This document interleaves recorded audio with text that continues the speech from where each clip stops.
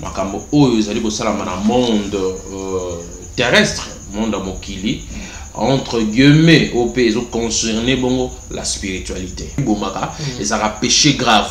Parce qu'un jour ou l'autre, on va juger, nous allons condamner pour un acte oyo sali. Moutou basala était pour mi boma. Peut-être pas boma, oh oui, mais yomo komi bomate. Bon, si on a bakane ça va prisonnier, et ba limba envoûter moutou, ba rokeni na toilette. Parce que au sala ngo boyete, boza bino belé na kati ya pavillon. Faut que les siga moko robatama. Minuit, bat balali, ba 1 heure, 2 heures, de gros sala opération facilement. Parce que ce sala avant ba erwana, et sa prison, circulation ezali. Moutou tozo linga ki na sala petit besoin, to grand besoin, donc ba remonte avec facilité. Faki. Moutou o bango ba bomaki, ba reçoit esprit wana akolata siko morphologie ya ndeko na bino. Ensuite, à robimela pour que ba ko sayo ke wana za membre famille na bino zo ngata msusu appeler ça accès. Il faut faire très attention. Et ça li ko indiquer déjà échec. Parce que voyage nyonso o menara vers village et ça la échec. C'est-à-dire bazo tali sayo que tu es dans la routine. Donc tout ce que tu peux faire et remarcher si seulement on se rendre compte pour nous relouer l'onganzambe. Mais sur le terrain nous on a village, village ezali mabe. Donc vie na yo spirituellement ezali na échec total. Donc d'où faut luka ou soit hôtel manama bondeli ou soit luka ba prophète nzambe ba sambela pona yo. Ezali na baka ebele par exemple ozolota oza toujours na tendance comme ça olota bazolanda yo ozokima bazolanda yo batu zomona bango te. Faut faire attention ezali vie moko ya babylon, tu es bloqué dans des problèmes. Vous comprenez? Azo sirène à côté ça pour que sirène wana ezala tendance à surveiller mouvement nyonso to sala. Ndeko soyi bazui sirène batio na kati ya vie na yo, okoma na vie ya impédicité, okoma na vie moko ya c'est-à-dire sans maîtrise, sans contrôle, oyo mambo sala te. Okoma na retard ya vie, obanosaka ba décision moko mabe, obanosala ka moko mabe na butu banoka apporter excitation pour ça qu'on passer amour, au ça rapport sexuel. Esprit na esprit nyonso ezana esprit za makasi te net esprit ya sirène. Et c'est cet esprit là ne batila nga mona kati ya bureau pour que a surveiller ngai. Alors tellement que nzamba lingaka nga mingi, akoma ko révéler nga kaka petit à petit makam, a révéler nga kaka makam. Toujours moko boye na fanda na lela tellement mingi na psi nzambe pourquoi makambo ezo komela nga kaka? Pourquoi toujours moi? Na sala boye ezo simbate, na zonga boye ezo simbate. Nzambe jumo rapisi nga kaka pongi na fandi nga na kiti na fandi. Na bureau na kiti na fandi nga na fandi. Na moni deux petites filles à âge ya 6 ans ba utaki cimetière ba yeko visiter nga. Et ba komi ba yepsinga ba benga na komo nga Taylor teko lukayo. Atali na bino oza ba nani. Ote biso batindi biso to uti cimetière to za mapasa, il fallait to ya 3 personnes, mais comme to il y a 3 personnes to yena nous 2. Alors to yaki na message moko photo yebisa. Yo ngabi message ni bolingo yebisanga. Balobi na ngate bimana libanda porte na ota makambo eza. Na bimi libanda, c'est-à-dire to za na bureau, na bimi so libanda na moni ba rideau singa ba rideau bilamba tout ça neti territoire ezali un peu neti occupé quoi. Na bimi na zone se ba na yipsi bango territoire libanda na moni ça occupé ba singa babi. Oui effectivement de ngato yebisa ozara yo mon côté. Ozara occupé.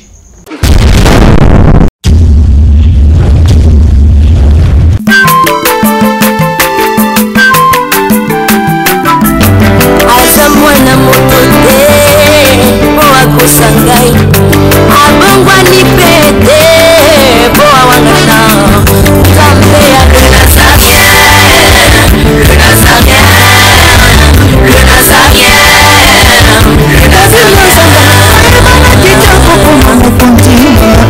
atako bapakola ki mafuta na musakolima lelo ya yobolingo bateline na zavien ipamboli oyo mbona na patempeni na makani elobi koleke mapapu masambi mafuta tokokisi pona lomona nzambe Fada, thank you Fada, chers amis fidèles, voilà, nous sommes toujours Bonsoir Kalibako, ya konda biso na kacha chaîne abino ya les Nazareth na cadre émission abino table sainte est présenté par votre humble serviteur Dadi Mukwaya. Je dis un grand merci l'équipe Mobimba ya les Nazareth. Je dis un grand merci à la servante dédiée Mama Tiffany Mokwa. Merci vraiment pour la confiance au PC. Je dis aussi un grand merci na Jira Soazansi ma caméra, pourquoi pas Alain Kiakala au Azana Régie na PC vraiment merci et belé. Le table sainte dans les frères messieurs les juges, c'est avec lui nous allons nous entretenir tout au long de cette émission. Restez toujours branchés, restez toujours connectés, vous êtes toujours branchés tous sur la message legit sur la chaîne Abisso. On va essayer de parler par rapport à thème important, thème Wezali dans le monde à la spiritualité ndenge bandoki ba sala misala na bango vite le message legit avec amoni bandi bandoki ba sala ba évocation na bango. C'est avec le message legit et c'est avec le frère message legit nous allons nous entretenir au long de cette émission. Avant d'abord la présenter bino message legit non singa na régie atia vraiment quand tu es odifié bananzam ozo sala bananzam le sako mokonzi il y a la servante de Mama Tiffany Mokwa et puis on se retrouvera après cette chanson. Alléluia. Merci le roi de rois.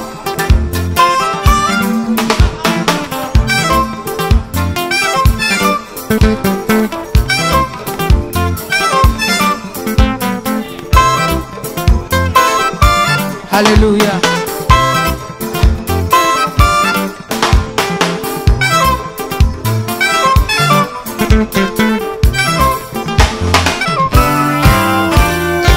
Tombola maboko na yo likolo.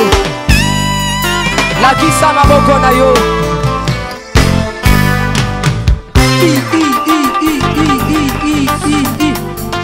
Sakat. Sakat. On y va. Ah. Salaboye, salaboye. Assis sur son trône, Salaboye. On y va. assis sur son trône, Encore. Encore. Encore. Ah, ah, ah. Afandi na ngwende na ye. son trône, Yesu azaya kofanda. On y va.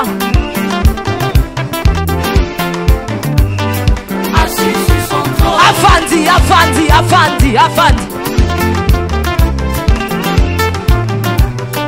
assis sur son trône, Fandi saye, fandi saye, fandi saye. Nazo mono te tika Yesu afandi. Afandi, afandi, afandi, afandi. Merci Jésus. Merci Jésus. sur son trône, Afandi, afandi. Salaboye. Salaboye. Salaboye. Gatela Yesu le sako. On y va. Gatela. Gatela. Gatela. Gatela. Gatela. Gatela. Kaka. Kaka. Yambalo ya taba ministre bakokata. Nazolo bakatela yelo sako. Katela yelo sako. Katela. Katela. Katela. Nazo monote. Nazo monote. Nazo monote. Nazo monote. Salango boye. Dosé. Tolobi a tout. Yoka. Merci. Tolobi boye. Yambaloyo. Adaba ministre bakokata. Adaba généraux bakosala nini? Nalobi adaba ministre bakosala nini? Adaba président. On y va. Katela yetoke. On y va. Là, na bichon et salut plaisir na Philomène Mukwaya motema bives de mot pourquoi pas à celui qu'on appelle 3 fois boss Jackpot depuis France Nabi Chao le ça comme salut plaisir la Gires aux ma caméra fond caméra présenter mon nom messieurs les juges. Bonjour l'homme dédié, je dois comme l'homme dédié mais c'est Merci beaucoup mon frère pour l'invitation pour la deuxième fois. On a pesi abonné sur Nazareth Moté Zambé à Pambola Bamope. On a pesi au Moté. Ok, merci vraiment, monsieur le juge Baobi. les émissions chrétiens, Azara juste un chrétien, un mariage, un pasteur, un prophète, tout ma frère aussi. Toutes choses commencent par la prière. On ne peut pas commencer cette émission surtout quand on a beaucoup de mais moi prière moi par rapport à Batunio sur ce moment. Merci beaucoup. Père éternel, tous c'est le kumu, tous c'est le grâce nyoso pour te péci biso ba vie, au péci biso bo moi, batela ba abonné na biso nyoso ba hôtel biso na banda na moment oyo o bazo passer ba moment difficile. Oyo bazali na ba situation compliquée, nous avons assisté ba ngo na banda na bango, na ba hôpital, na ba prison. Au nom puissant de Jésus-Christ, bandi émission o na kimia tikate to si sampe na kimia zolo kumpe masanjoli to pesio merci. Amen. Amen. Merci vraiment monsieur Légi en forme. Oui, en forme, moi muke tozo bunda par la grâce de Dieu. Mais c'est toujours très important pour tous les gens sur la biso makambo ezali pe spiritualité makambo oyo ezali bosala na monde terrestre monde mokili entre guillemets au pays concerné bongo la spiritualité. OK, merci vraiment l'homme de Dieu monsieur le juge toujours un membre qui na émission to salaki toujours dans la partie où ezaki na prison donc comme na prison donc yiba envoûtement kindo que ça la mande neni bando ki ya butu ba sopéraka parce que aujourd'hui on va parler de la spiritualité un peu au yom to vivre qui on veut qu'on comment ba que non o yazando que zo évoquer le quoi évoquer et ça la nini pourquoi a évoqué le quoi. Très bien, merci beaucoup. Bandeko sur batali bien l'émission nanga to salaki na yo na lobaki sur l'envoûtement bien que si cette émission te kataki il y avait beaucoup de choses à dire.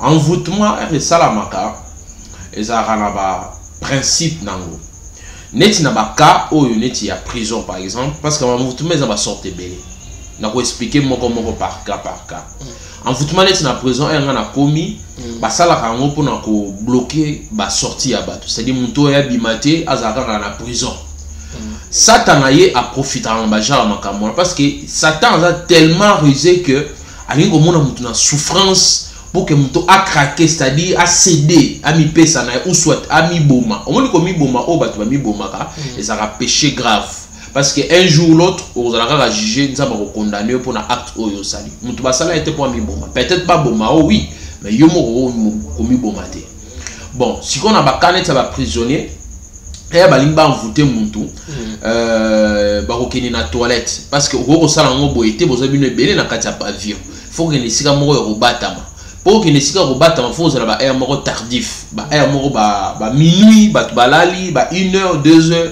de gros sala opération na facilement parce que ce sala avant ba air wana et sa prison circulation ezali mutu to zolinga ki na sala petit besoin to grand besoin donc ba on avec facilité alors ba ndeko na zo sa ndeni na ba 2 heures 1 heure du matin ba kota po ba belela ba évoquer comme ya madame Jacqueline madame Jacqueline ya zalaka bongo na toilette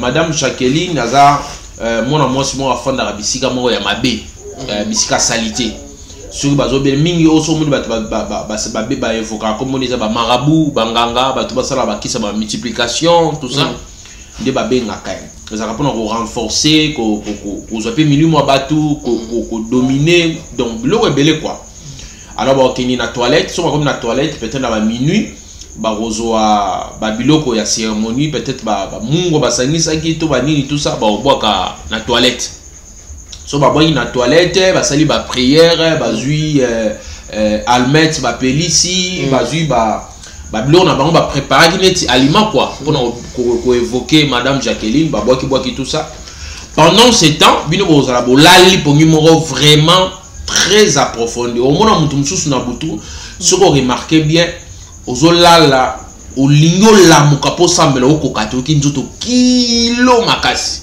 neti batio mabanga neti batio mo eloko ozoko la mukate c'est-à-dire ça ba moment wana nde mona diable a profitera azo opérer ou soit diable rose a déjà esprit mabezo yenga tout autour wana pour nous coopérer déjà musana pour ba ndeko déjà balala ba mona makambo wana faut pas ça la très attention il peut se faire que na environnement ozali esprit moko zo circuler na minute wana moment olali et arrivé na te soyo déjà là le quand tout kilo ozo ngotila mo kapezo kokati ozo kokati ils sont moni bongo il y a qu'ils ont esprit ma bezo ezo circuler déjà place voilà et puis c'est moi fatigue moi kilo mo pour que ya sala misala na calmement alors bango ba okota kuna ba oza cigarette ba pelisi sur ba pelisi cigarette a oza milinga wana aya fulu yango ekene na direction ya pavillon donc milinga la ozo circuler donc c'est dit envoûtement nyonso o bazo sala bino wana donc la minute on soza ki esprit faible rôle en bana tongo bani maladie moi mutu pasi au mona moi lokolo betita mususu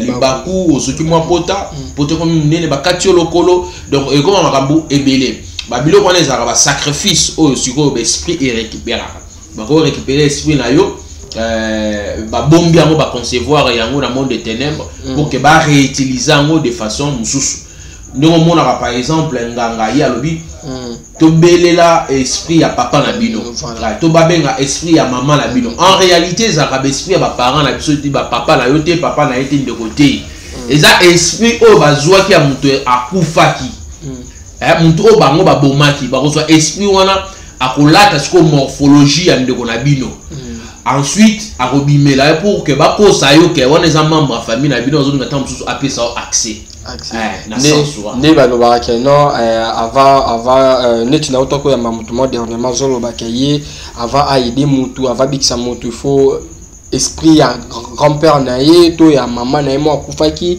asengi so bapesi porte ouvert ne a exécuter so babo pesi porte ouvert a exécuter eza bon déjà lokuta eza lokuta biso toza ba to vivre na ba spiritualité je sais de quoi je vous dis muntu soki akufi mutu soki akufi akufa mbala moko ozomona uswa tsoza mutu misala mabe okokende na lieu de tourment soko zaki mutu misala malamu okokende kozela jugement na yo alors na bakaneti par exemple ya mutu akufi balingi babenga esprit tout ça bakobenga esprit mususu ozala membre ya famille na yo te ekoza par exemple mutu azaki na misala mabe fallait bakende batie na lieu de tourment bakozwa esprit na ye babeleli yango pour que alata morphologie ya membre ya famille na yo pour que ba kosa yo ke membre ya famille no apesio accès en réalité za bongote eza na lokuta eza yango te mais la Bible salama si je la Bible mutu moko c'est Saoul c'est Saoul qui naiki ko benga ba benga l'esprit ya Samuel ya Samuel mais salama qui esprit ya Samuel ebimaki salama nango bon tout le la spiritualité je pense on a trop bon qui est dans le monde parce que spiritualité bien sûr la spiritualité mais spiritualité ils en a deux cas faut comprendre je vais vous expliquer quand je dis spiritualité ils en a deux cas il y a dans le sens positif il y a dans le sens négatif. Spiritualité dans le sens positif, c'est quand on cherche à communiquer avec notre créateur qui est être suprême, le maître des temps. C'est déjà la spiritualité. Et ça, les bons zambé, christianisme. Ce qui est une spiritualité négative, c'est là où au monde Satan pour contredire beaucoup de zambé. Envoûtement, sous forme de spiritualité. Ça, c'est autre chose. On se comprend. Mais ce qu'on a hypothèse, mais comme tu as la plus spiritualité négative, j'aimerais que tout tire la plus basée. On a ouais, spiritualité, on a tout connu. Mais il y a aussi des cas où il y a des azana mboka na ye alota rando tazana village alota rando tazana village kala mutu mususu pa alota rakeno déjà si sa classe mais à ce que tu vas na bande de l'école siko qu'est-ce qui ba lié wana bando to na molimo spiritualité et ça la ramandeni. Très bien, merci Norbert là histoire ya et moi avant quand la parenthèse ezaka na ami nanga moko grand-père na ye abima na banani mibale ya basi. Alors, abimana bango pourquoi? Parce que azali a besoin il y a succès, azali a besoin il y a pouvoir. Sur tali makambo la mingi salami na famille. Pourquoi basala makambo wana? Ezalaka peut-être condition hein oyo ba pesio non pose à la élever tous à la protéger, il faut obima na banana yo boye tout ça. Mais en réalité c'est que le diable gagne ezali ba âme na bino parce que muntu est déjà aux sala lien na diable. Il veut que ça âme na mobimba ndo tekeli mokolo ya jugement vous allez enfermer pour vous allez juger pour cet acte là. La spiritualité ezali soubassement ya nyonso. C'est comme feuille où ezali ko tenir na arbre. Feuille wana po espérer to ba fruit ezwa vie, il faut ezala nourrir na ba veine. Ba veine misisi ko ta na sia mabele. Ça vaut de même avec la vie spirituelle. Pour que yo obtenir ndongoza boye, spirituellement, il faut ezala en bonne condition, ezala bien. La plupart ya bato o mona bazo échouer peut-être na ma vie na ba ou soit à ça et resisakate ou soit à yelo no so ça les simba kakate et simba te so azimbo mo ne sila ba fausse idée aluka basi akenda ambiance ou soit so moni par exemple muntu wana azana entreprise ne matraté ay mo de so amati fakoya ou soit ya tombaka na ba relation moko ya mabe so utana mwasi moko fuka affaire échouer vie ou soit monsana lingete ou soit monsana sala be avanti et ça na bilo msusu za déclarer spirituellement d'où essayer ngaka sikoyo ko kata yango kaka spirituellement mais de façon positive, c'est-à-dire que senga na nzambe pour que nzambe ameka ko kata ba liona a briser ba liona. Spiritualité ngana mona on a ba sorte ebele. Pour répondre à mutuna na yo moni par exemple bandeko o balala ka balotaka accueilli par exemple na village. Olati tam sous blé blanc ou soit olati oloti ozui vol ozongi na village na bino na bilamba na yo ezali mabe, c'est mauvais. Faut faire très attention. Ezali ko indiquer déjà échec. Parce que voyage nyonso o menara vers village ezala échec. C'est-à-dire que tu es dans la routine. Donc tout ce que tu peux faire et au marché si seulement on se rendre compte pour nous relouer nzambe. Mais si on solo tra blo wana zozonga village, zozonga village ezali mabe. Donc vie na yo spirituellement ezali na échec total. Donc d'où faut luka ou soit hôtel mana mabondeli ou soit luka ba prophète nzambe ba sambela pona yo. Et ça n'a pas été par exemple aux olota aux a toujours attendant comme ça aux olota bazolanda yo aux okima bazolanda yo batuzo mona bangote faut faire attention ezali vie moro ba donc tu es bloqué dans des problèmes au mona mutu mususu si par exemple aux moi mbongo moro boy tu veux accomplir aux olinga accomplir projet moro ya malonga au mona projet wana au mona ka ba problème et le belé résoudre so on tala na mbongo ngo zwaki mbamo ba problème yé pour mbongo wana si les non ba problème et ça mauvais signe ceux qui par exemple au loti ba soda bazo persécuter yo à mort tout ba kona non mort tout ba beta ma ça faut faire très attention et ça lit certainement na eloko mo ya mabe oyo sali oyo ezo linga et memotam sous na liwa alors et cause attend sous ma problème est belé tant sous posons dans le passé pour me revoir un peu qu'est-ce qui ne va pas voilà mais c'est le juste là nous bien nous mettre sur la spiritualité doit toujours basé la spiritualité mais c'est juste bon ba jarabat oyo ba lotaka ba ndoto bazaka na ba cimetière il ndoto ne taka ma cimetière ndoto ne taka matanga ndoto ko aluka ka kolela la réalité on a bien fait dans nos années. Laissez les morts enterrer les morts. Yo jamais la vie na rolo tabatba kufa. Jamais rolo ta la c'est un mauvais signe mais ça dépend un peu dans le contexte. Pour muntu o nyo so zali chrétien. O azali vrai chrétien sambelaka. Rolo tabatba kufa te. Il y a que bateau bazali na kata fossé makambo mabe ba fausse pratique. De ba rolo tabatba kufa. Mais un vrai chrétien qui prie a rolo tabatba kufa te. Et ça m'a bien ni par rapport à cause à peine arrière grand-père na auto de couleur a passé à passer au message à monique non de on a photo arrière grand-père on a kufa a passer au message mon arrière nzela ndoto a passer au message ils ont mabé message ça a deux contextes so ozu message na ndoto arrière grand-père ou ndeko to mutu moko alinga passer au message à kufa ils ont deux contextes. Premier contexte ezali na sens divin, c'est-à-dire mon toi ezali vrai chrétien au nzamba za na posa ko révéler makam. Dans le deuxième contexte ezali na contexte négatif, o ezali na ba fausse pratique, impudique mon toi masumu. On se comprend. Diable peut ko utiliser ba fausse révélation juste pour nous reluka, ko tromper yo ou soit au rejoindre ou soit au micro de na kata blocage ou soit au micro de la situation moro bolo ba na lota qui déjà makambo yo comme là to lobi et il on est dans l'otango on est dans l'otango na sala ngo diable pas vous tromper bon mais souvent ba oyo bazalaka na kati ba vie de prière ne bazala na sens ya révélation sur na sens ya révélation te comment est-ce que vous apercevoir makambo vous indiquer que eloko zo sala ba révéla kayo to eloko ozo lingo sala te ba révéla kayo c'est un peu compliqué. Mais par rapport à la pratique, il y a l'église catholique, par rapport à le monde spirituel, par rapport à tout l'église catholique, par rapport à la pratique,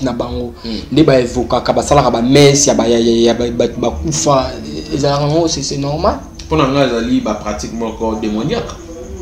Mais ça, la délivrance, la délivrance, non. Yoka. Seul pouvoir oyo to mettre en pratique pour nous benga na masum ko benga na ba démon ko benga na mabe ezakaka ya ko belela kombo ya Jésus Christ.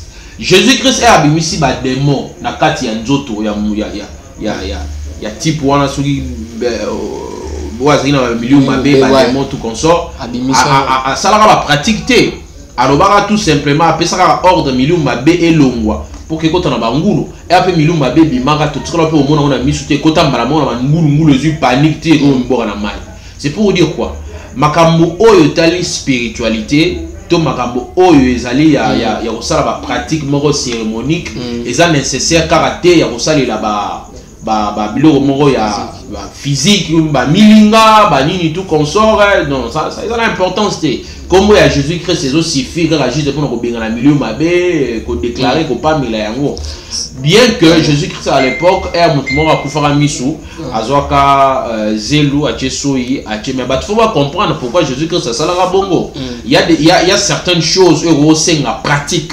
Il y a certaines choses heureuses c'est dans nos pratiques heureuses à ba lobby ka comme Jésus Christ va déclarer et c'est tout. Mais Mikolo bino et ba pasteur et ba omosa et la bilo on ba pratique zomai yara nini et tout ça consort tu vois pas que non ezo ke pe eza na pe biblique pour na ko benga l'esprit mabe yara na lobby tout dépend et ça ba pratique lobby que non ton nzambe lo ngole molimo boira ki on a bangulu si je comprends bien obi les choses en esprit restent en esprit. Exactement. Yo so mon logo ko tay l'esprit bien bima bon on a mis. Mais nzambe ba ke non o ba yo sa ba miracle ko le kanga ba za o to mon na lelo ba PC ba nyoka ezo ndeti moi za o mi bora na mai na pesi passer Richard Mboto parce que déjà lobela ngo ti moi za o mi bora na mai a chimba mungu abo lelo aza akufa aza rasute. Bon selon si ça et loko oyo bimi na moli mon esprit il faut zonga kaka na kati esprit donc faut zonga na esprit ce qui est invisible doit rester invisible yo loko za invisible oyo no mona on mis sur roman donc c'est compliqué bon et autres dépendre na baka net ba iso musu ba ila biso oh mami wata moko bimi boye mami wata moko bimi je vous dis c'est archi faux c'est archi faux pour na mona mami wata tu dois être dans la spiritualité. Si tu n'es pas dans la spiritualité, tu vas au et je vous dis, parce que nous avons une possibilité, il y a un spirituel. Ce n'est pas tous les gens qui ont une mission spirituelle. Il y a des pasteurs, c'est un homme, un pasteur, mais il y a une mission de spiritualité. Au moins, la tête sur la délivrance, il y a un détecter le parce que il y a une spiritualité. Bon, tout ça a besoin d'histoire d'expliquer. Je travaille à l'époque avec un certain monsieur. Je travaille à l'époque avec un certain monsieur, Azali, maître spirituel. Azali, maître spirituel. Alors, monsieur Wana, Azalaki, Azoa, Basirène, Atia Bangona Kati, il y a papier peint. Moni papier peint, on va te battre dans la Katanda. Atia Mona Katia, papier peint. Atia sirène. Parce que esprit au retour même la Katia en poule. Esprit au retour même la Katia rideau. Esprit écoutera partout. Attends, un kitsch au fan, bah, esprit à ma bé, bah, logo à ma bé. Esprit se posera partout. Bah, pour ça. Alors, azui sirène à côté ici, na kati ya papier peint. Nga na fanda na fanda ezaki bureau.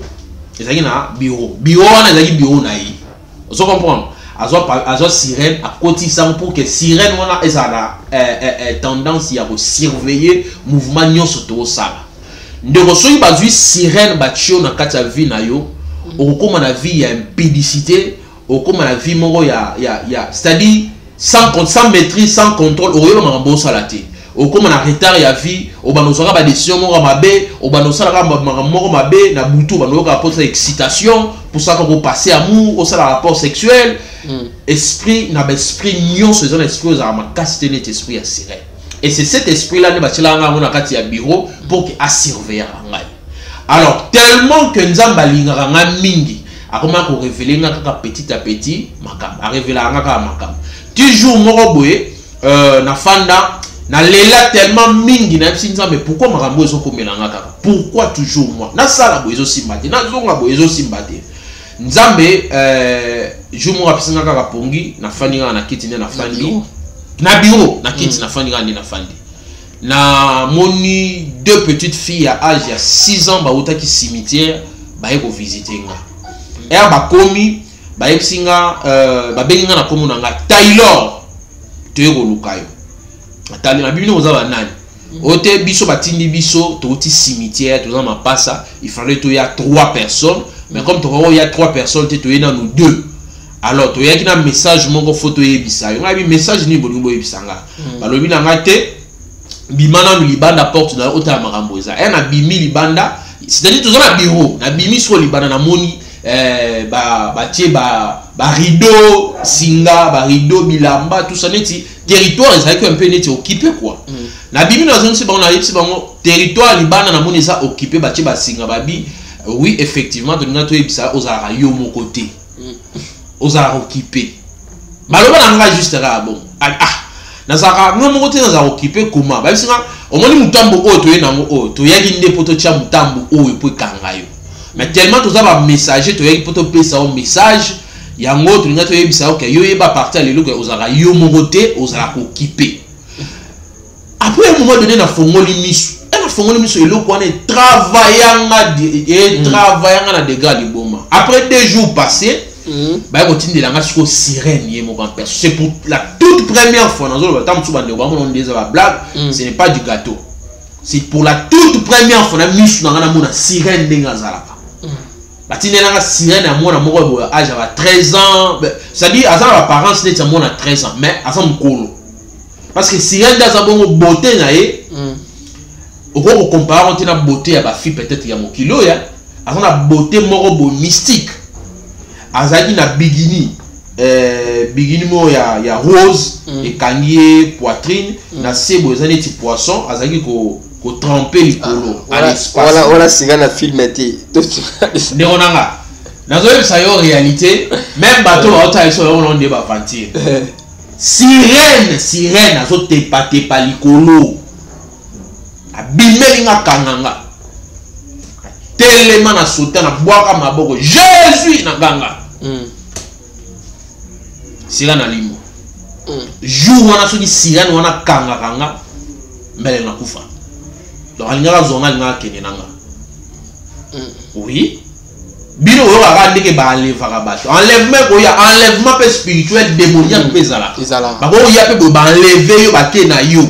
Yo tigali yo tireli ko kufa, tireli ko mais en réalité ko kufite mais ba ke na on a monde de ténèbres. C'est possible. Ba o mona mususu akufi na ngonga na ete ba zu esprit na ye ba ko réutiliser yango. Mutu mususu omona betika kaliba kubo ya kufi azali kotambola kufi so okebi na ba famille na bango omona ta mususu déjà ezali na makambo ezali ko se préparer ndoki popo ma mutu azora temps ya kolamba makambo wana c'est-à-dire ta mususu akoluka kutana kabelo montre apeso bracelet apeso polo apeso à partir eloko wana nde eloko wana ko combattre yo et okotsa yo à contact na ye pour aye ba ndenge ya ko achever yo. Batumsu spirituellement bakanga bango bakondana bango ba persécuter bango bakozwa maboko na yo mutuno makolo bakangi likolo bakangi na nzete ko ba freiner vie na yo voilà. Donc yo progresser raté aux toujours na mikaka mais ngana ko recommander ka batunyoso il faut rebondir il faut sambela parce que vie de prière ça très important. OK, merci vraiment frère de juge, azalo frère non comme prophète mais Merci vraiment de la révélation. Juste aujourd'hui, tout ce qu'on a awa. Tout ce qu'on a awa. Et puis, les messieurs, tout côté sur la profondeur, tout attirer. Est-ce que par rapport à Mamno Solo, Beli, conseil ni nos copés, ça par rapport à Batunion, Soma Solo, ou Bakuta Nabakawana, Bakosa Ndeni, Bako région dans nous expliquer par rapport à Bani, Bani Bako Bimana Babilo Koan. Et là, on a ça va te conseiller que la spiritualité est très importante dans la vie des humains.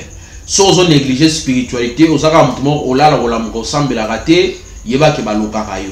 Yo quand ça va mona kaote, ba mona rayo.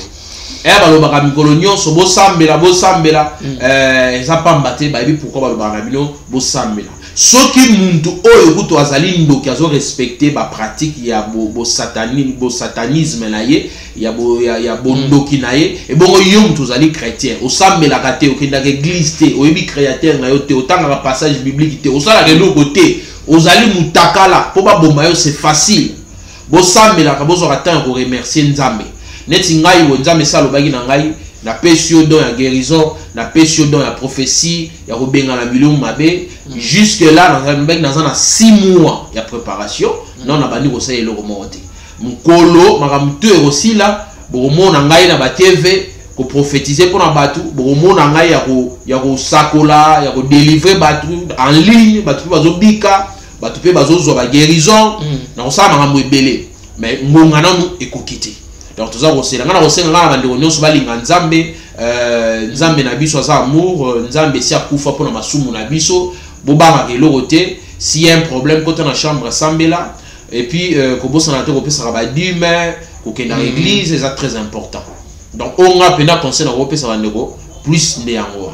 Le numéro de téléphone ça plus 100 numéro de téléphone ça plus 243 97 94 1797 plus 243 97 94 1797 sur le Beningai Charles Taylor Nazana Tosolo. Ok, voilà, chers amis, nous sommes arrivés à la fin de notre émission. C'était les frères Taylor. On a comme messieurs les juges. Tous années awa, tous années toujours la chaîne Nabiso. On va essayer de profondeur qu'est-ce qui se passe dans le monde de Molini et Soperaka. Elle est toujours là, nous sommes arrivés à la fin de notre émission. C'était votre humble serviteur Dadi Mokoya. Je dis un grand merci à Jiwazaki Nassima Kamera, Mama Tiffany Mokoya, Mère Boss pour la confiance au Pessinga, Philomène Mokoya, ma bivesse de Ombo. Je dis aussi un grand merci à Maman Esther depuis France. Naïbi que non, awa, tout le monde a déjà pour tout ça, maman bien. De toujours dans l'Obaka. Bafwa, Bachala, vite à Mikole. On se retrouve à la prochaine. Bye bye.